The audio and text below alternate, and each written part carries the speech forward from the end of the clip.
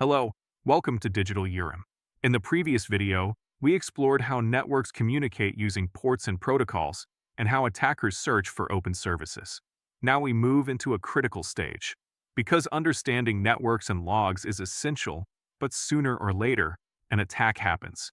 And when it happens, understanding is not enough. We must respond.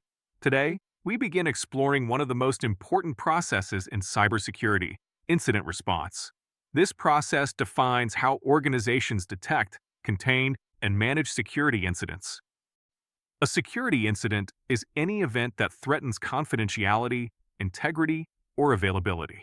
But not every event is an incident. For example, a user enters the wrong password.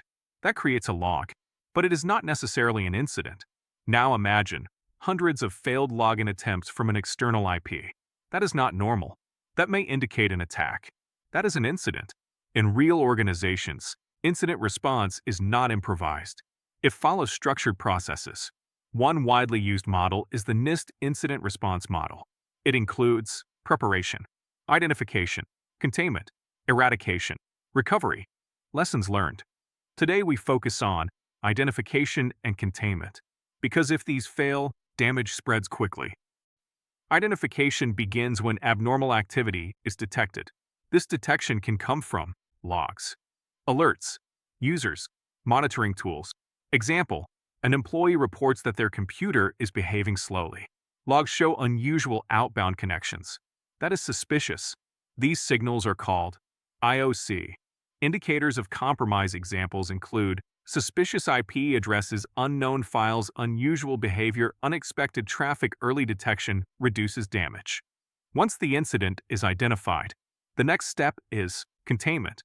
Containment means stopping the attack from spreading. There are two types. Temporary containment example, disconnecting a computer from the network. This stops attacker movement, but does not remove the threat. Permanent containment example, blocking malicious IP addresses, closing vulnerable ports, applying firewall rules. This reduces future risk. Imagine a company. An employee receives an email. The email contains an attachment. The employee opens it. Minutes later, the system behaves abnormally. Logs show connections to unknown external addresses. Security teams investigate. They identify abnormal activity. Then they disconnect the affected system. That simple action can stop a major attack. This is real containment, and it happens every day in real organizations. Today, you learned what a security incident is, how to identify suspicious activity, what IOC means, and how containment protects systems. But this is only the beginning, because containing an attack does not eliminate it. In the next part, you will learn how to remove threats, restore systems, and document incidents professionally. We continue in the next part.